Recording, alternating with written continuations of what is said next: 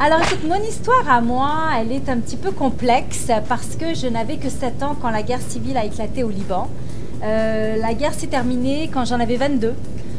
Pendant ces 15 ans, ma famille a déménagé sur 3 continents. Donc on a vécu en Europe, au Moyen-Orient évidemment et en Amérique du Nord.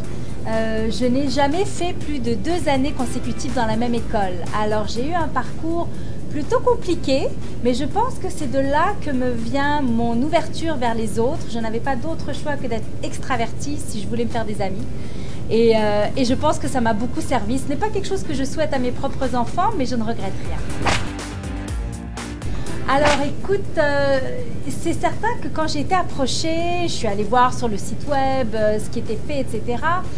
Et pour moi, les jeunes et la persévérance scolaire, c'est quelque chose de clé.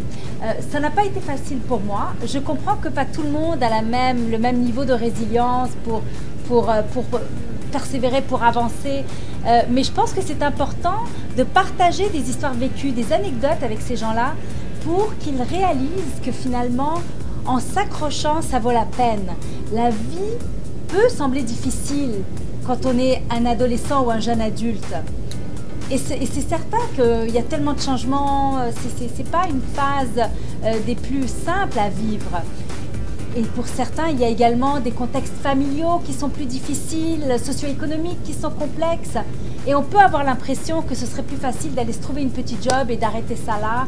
Mais pas du tout. Il faut s'investir, il faut persévérer et continuer. Moi, avec toutes les circonstances que je viens de décrire, j'ai finalement réussi à faire des études alors que je me suis retrouvée seule à 17 ans à Paris. Mes parents étaient au Liban, donc je travaillais, j'avais 2 jobs. J'ai étudié, j'ai eu mon diplôme à Paris, j'ai eu un autre diplôme au HEC, un autre à McGill. Et aujourd'hui, écoutez, j'ai un poste très influent dans le marché des affaires montréalais. Et je pense que tout le monde peut le faire, alors il ne faut pas lâcher. Oui, je préfère grande sœur que maman, mais je dois te dire que je suis aussi évidemment une maman de 2 jeunes adultes. Alors mon fils, le jour du gala, le 2 mai, aura ses 18 ans. Et lui s'en va en business, et ma fille est en 2e année de droit. Déjà, elle termine à l'U2M à 19 ans. Donc, c'est quelque chose qui me touche également dans ma vie de tous les jours de façon très rapprochée. Mais oui, je me sens comme une grande sœur pour tous ces jeunes que j'aimerais voir réussir. Alors c'est génial, je pense que pour toutes ces jeunes filles qui vont persévérer, elles vont probablement venir rejoindre les rangs de la gouvernance au féminin très bientôt.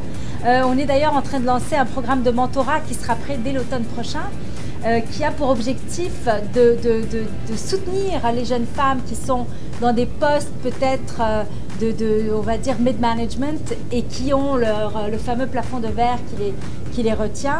Donc tout ce qui est développement, tout ce qui est avancement, c'est quelque chose qui me tient beaucoup à cœur et je suis ravie de savoir que 35 jeunes femmes vont en bénéficier. Bien sûr, je serai là et j'espère que le plus de gens possible vont nous rejoindre à cette très grande soirée.